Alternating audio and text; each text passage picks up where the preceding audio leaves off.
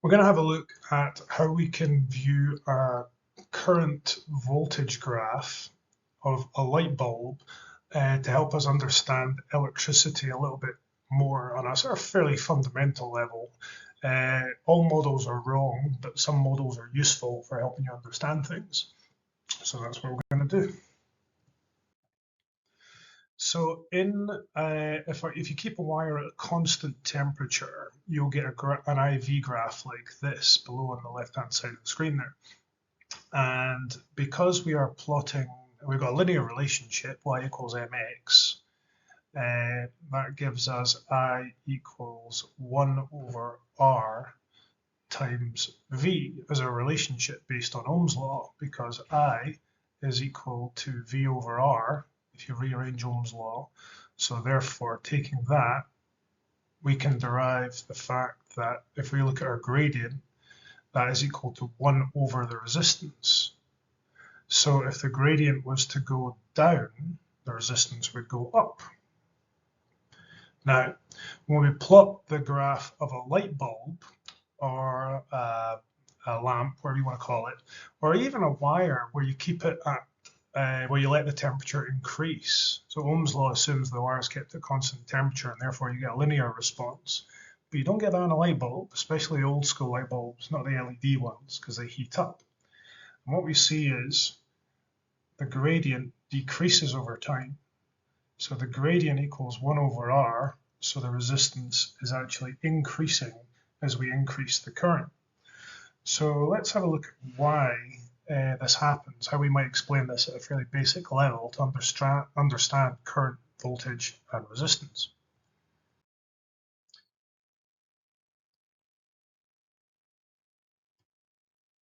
So inside our filament of a bulb, made of metal, tungsten usually, but in wires, it's going to be copper wires. And the electrons are free in metals. They can jump around between the ions inside, transferring energy as they do.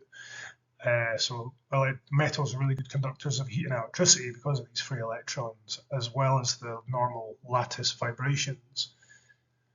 Now, this copper wire has already got trillions and trillions of atoms and electrons, and they're bumbling around in no uniform direction until we add a PD. Now, we know that electricity in circuits flows from positive to negative. We know that because you've been told that in class, but we actually just made a guess at the beginnings of when electricity was being understood. And we actually discovered that electrons really, in reality, go the other way. But we didn't know about electrons when all the rules of the game were set up, so to speak. So there we go. Now, if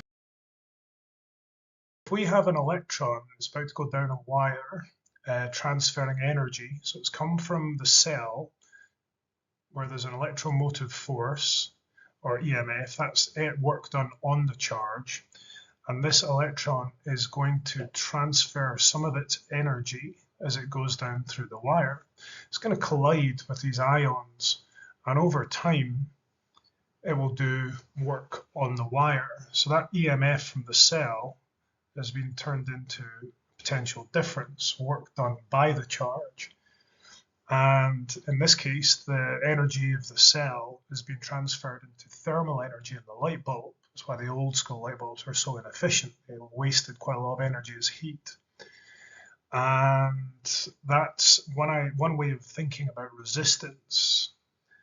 We're also effectively EMF and PD, we're talking about energy, work done on the charge or work done by the charge.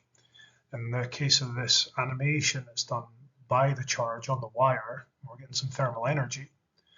Now, if you consider that electron made it all the way through, bumping into the wire as it went, all the ions, it's transferred energy, thermal energy, essentially at this level, kinetic energy of the ions. They're all going to be moving a little bit more. Any other electrons that are going to try and make it through the wire are going to have a harder time of it because we've got these rapidly moving ions in the way, moving more so than they were before. So that's going to decrease the current, which is the rate of flow of charge, how quickly they move through the wire. We're also going to keep increasing the amount of energy that we dump on the wire if we try and keep the current at the same level. So that's what our resistance is. It's the work done per unit charge per unit of time as they flow through.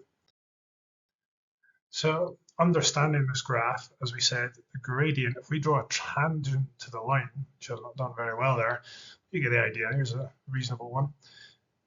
The gradient of this tangent is 1 over r. So the resistance is increasing from one end to the other.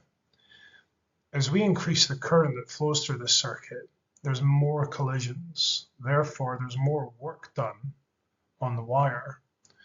This energy is transferred into thermal energy. Because the the ions are going to be moving more rapidly, the resistance increases. It's one way of thinking about electricity, makes things a bit more simple.